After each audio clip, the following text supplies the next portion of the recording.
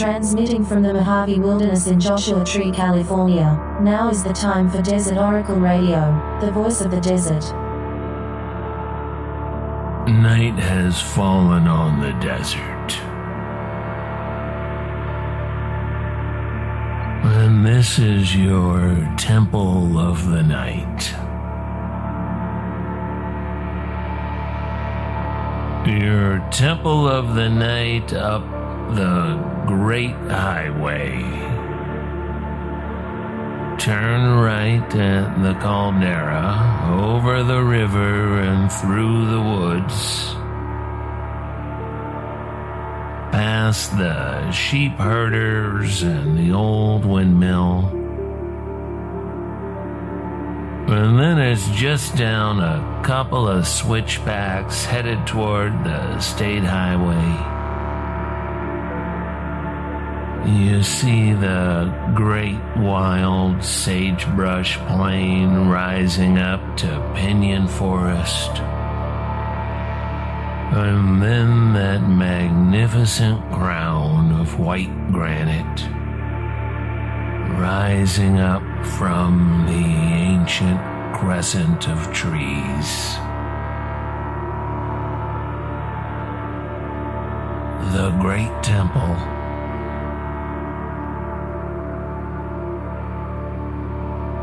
The grove of Santa Minerva.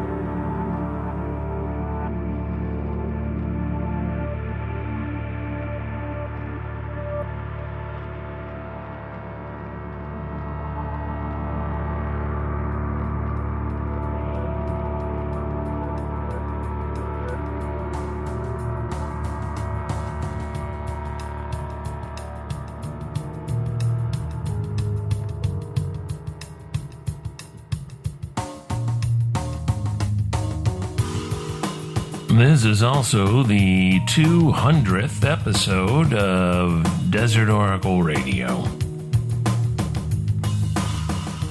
Should have had a party or something. Where is everybody anyway?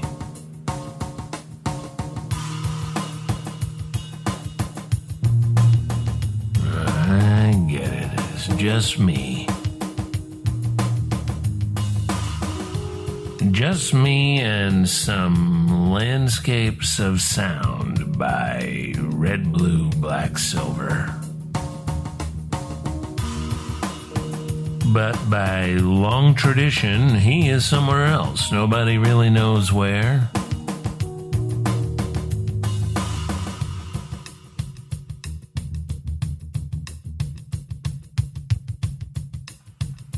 So we get his tracks by wire.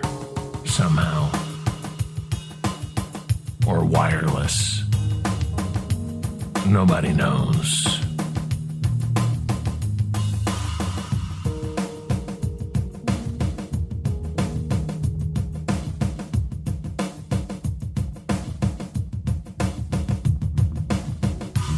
It's all run on innuendo, nonverbal clues, weather conditions.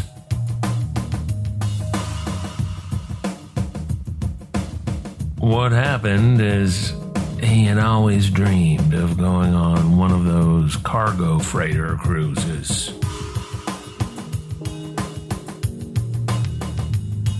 Where you're a passenger on a packet carrier of some kind, a smaller vessel that's running a loop with a lot of stops, island hopping.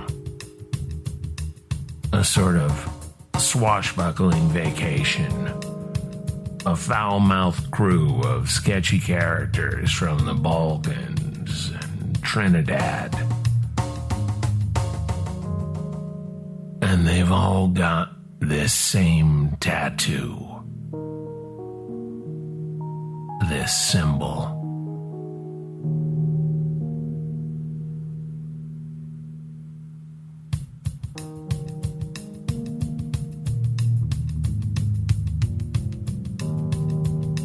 Well, you can imagine where this is going. They liked the vibes, having Red, Blue, Black, Silver recording his music out in the open on the deck and the tropical breeze. When they'd anchor off that beautiful little lagoon with the white plastered little houses on the hillside over the narrow band of beach. A thick green forest rising up to the mountain, rising up to the volcano.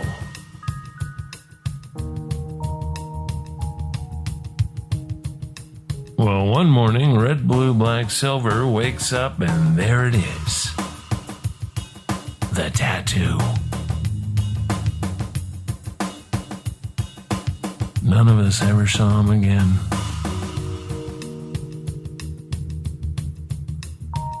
It's for the best, I suppose. This has always been a late-night radio program, and late-night radio is primarily a solo endeavor. I just gotta face the truth about it all.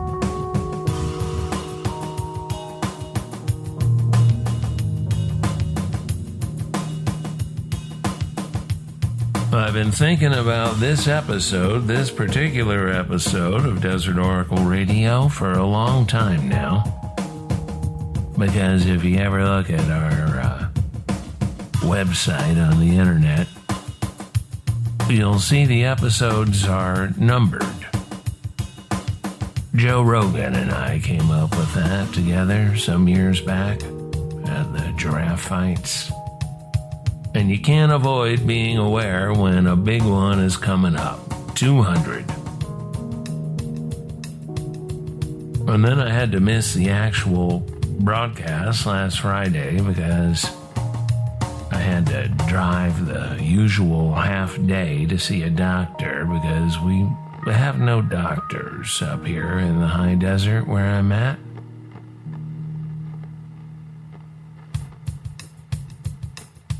There used to be a couple of doctors up here. Not good ones, but if you got shot or something.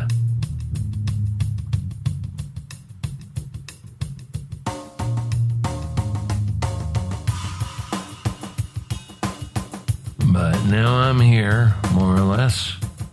And I bring you glad tidings because we are just a few hours from the autumn equinox.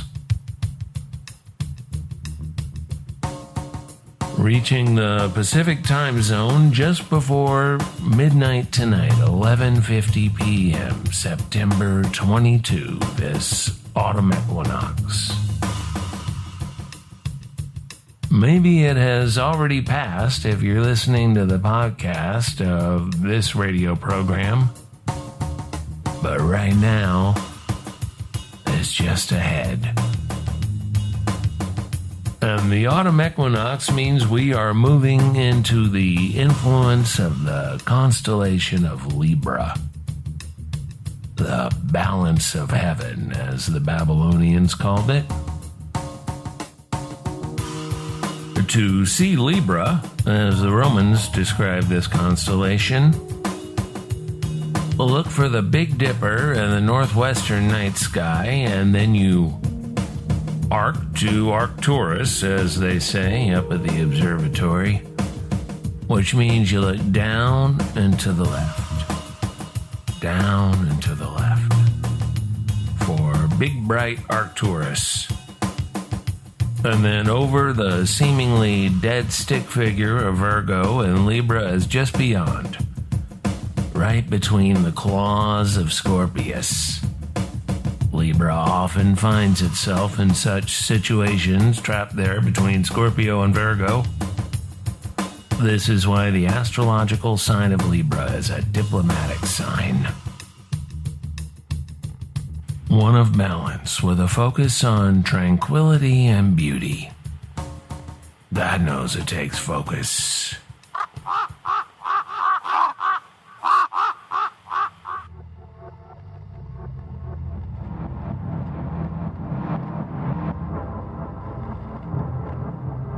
Arcturus, you may remember, means guardian of the bear. Arctos means bear, which is the Great Bear, in this case, the one we call Big Dipper because it likes to get in our swimming pools.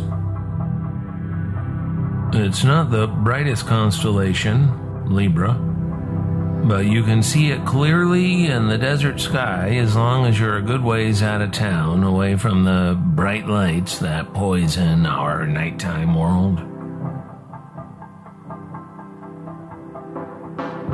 It looks like a set of scales, sort of.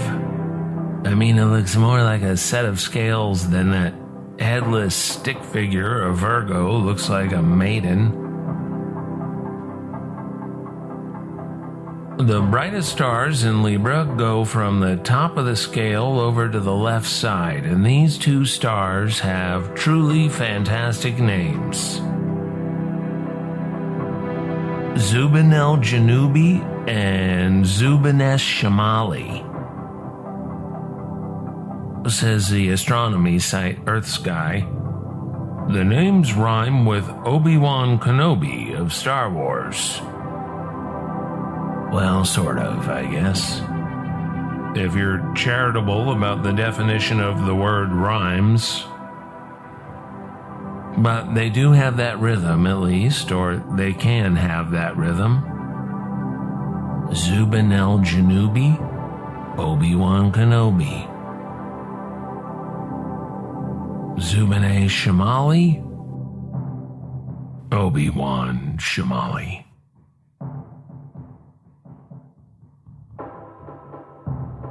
The signs of autumn are more subtle in the desert, with the major change being the return of cooler, longer nights. Pretty much without fail, by the end of September, you can leave the windows open at night. In the high desert, anyway. And the coyote melons are usually ready by the autumn equinox, but ready for what? You can't really eat them, but you can carve a jack-o'-lantern in the coyote gourds, or paint on a terrible face, or just pile up a couple of loose coyote melons around your doorway to welcome friends and discourage house demons.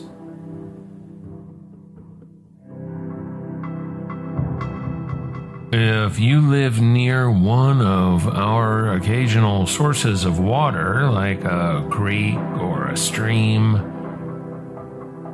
you might have some cottonwood trees around, and these become as beautiful with their fall colors as any quaking aspen in Mono County or even the New England sugar maple.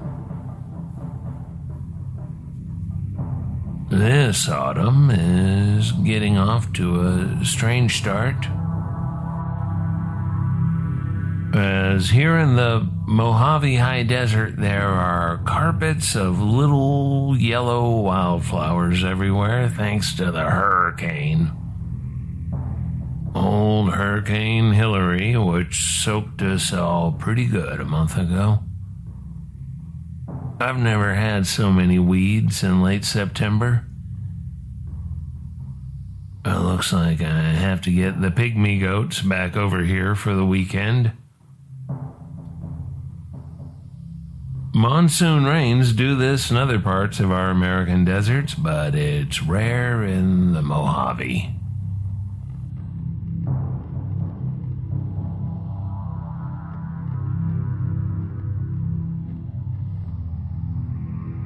Astrologers will tell you that your sun sign is one of many factors in a personality, and that the specifics of your birth, the geographic location, for instance, the precise time, etc., way more heavily than the popular sun sign horoscopes that became dominant in media in the 1930s and 1940s, nearly a century ago. Radio played a large part in this story, especially in North America, where the radio psychics could be heard everywhere. The federal government got worried that somebody might be having some fun somewhere, so the radio psychics were banned from U.S. airwaves, but continued to have big audiences on the border blaster stations out of Mexico.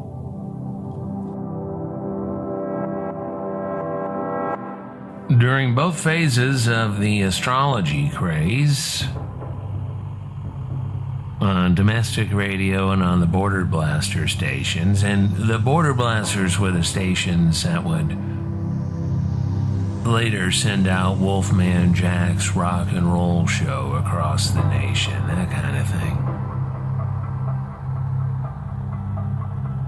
But starting on New York City radio and then moving down to the station south of the Rio Grande was the biggest star of astrology in those days, Evangeline Adams.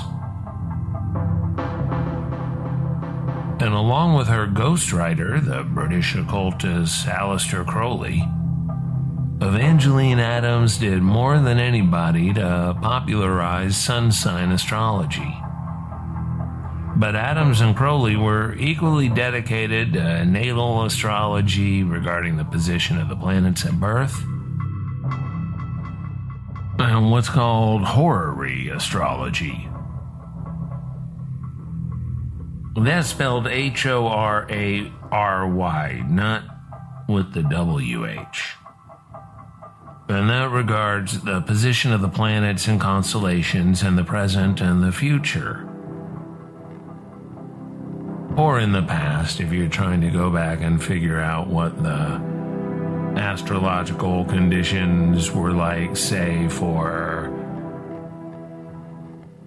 Archduke Franz Ferdinand being assassinated. That was a popular one to go back and look at. What was going on in the stars and the planets? Because we knew what was going on in the Balkans, and it was not good, ultimately. The problem with such people is that they are eventually compelled to crank out material for a hungry audience, regardless of inspiration and the availability of real prophecy. Because both inspiration and prophecy are fickle muses. So Ms. Adams is mostly remembered today for giving some very bad investment advice in the months ahead of the stock market crash of 1929. And with that disclaimer out of the way, here are some historical people born under the Libra sign. Well, there's Kubla Khan, born on the equinox of September 23 in the year 1215.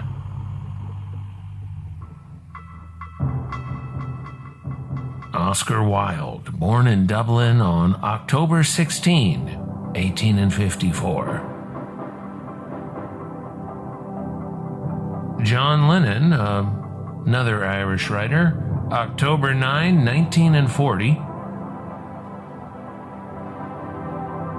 Brigitte Bardot, September 28, 1934. Chrissy Hines says Bridget, but she's from Ohio. Lee Harvey Oswald, born in New Orleans on October 18, 1939. Vladimir Putin, October 7, 1952. Sigourney Weaver, a classic Libra, born in New York City on October 8, 1949.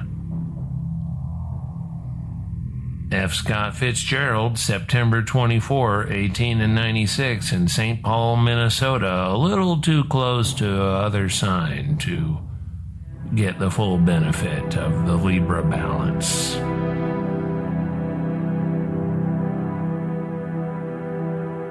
Jerry Lee Lewis, September 29, 1935, I believe in Faraday, Louisiana.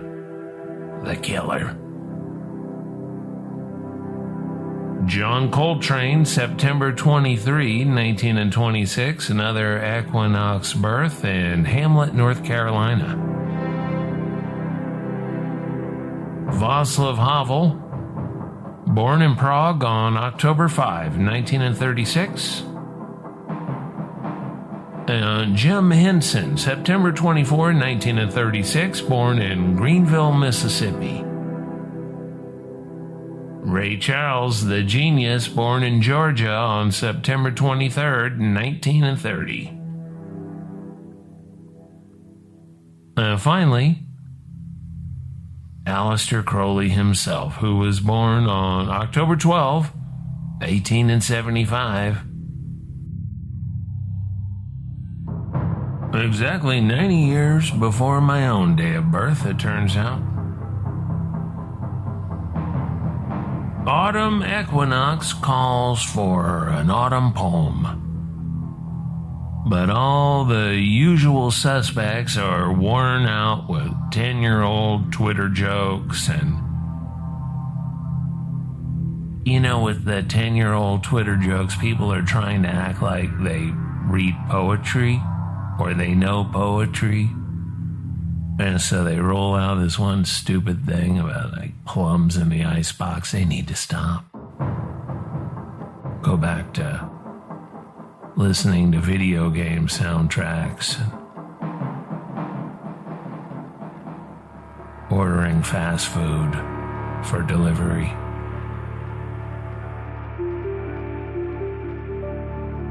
Let's find something different and truly appropriate. With good reason, many of us think of Edgar Allan Poe when we think about this moody season. Here's one I like that I don't see mentioned too often. From childhood's hour, I have not been as others were. I have not seen as others saw. I could not bring my passions from a common spring. From the same source I have not taken, my sorrow I could not awaken, my heart to joy at the same tone, and all I loved alone.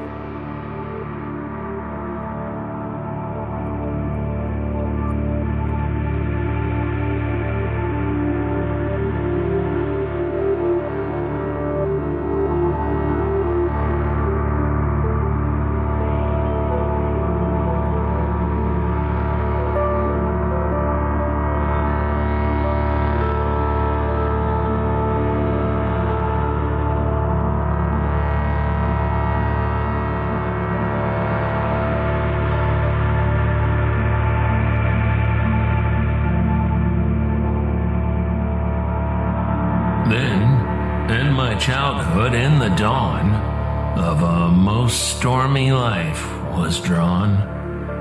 From every depth of good and ill, the mystery which binds me still. From the torrent or the fountain, from the red cliff of the mountain, from the sun that round me rolled in its autumn tent of gold, from the lightning in the sky as it passed me flying by, from the thunder and the storm, and the cloud that took the form when the rest of heaven was blue, of a demon in my view.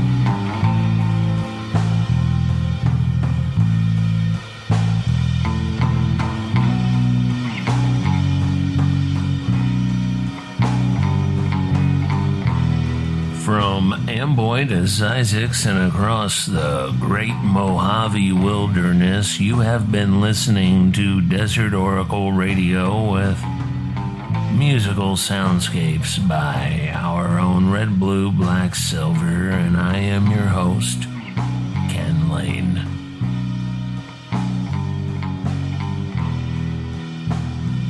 On Saturday night, October 20, I will be bringing Desert Oracle Radio to the spooky old ruins of the Hot Springs Bathhouse in Jacumba on the edge of the desert. Jacumba Hot Springs, that's east of San Diego. If you want to go, you just show up. They're going to ask you for a donation, $20, I believe. If you're running low, just act like a 10 is 2 10s and just sort of wave the folded bill under the guy's eyes, and he'll be looking at something else anyway.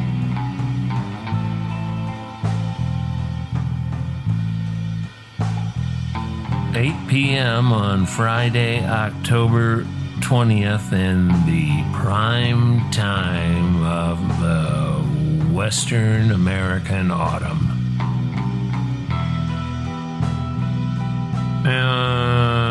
Let's see, what else? Can I say this yet? It looks like we're going to have an event in the high desert on Halloween weekend. It looks like Sunday night. I'll tell you more next week. I have to run it by the sheriff's office. Thank you, friends, for listening all over the American Southwest and beyond.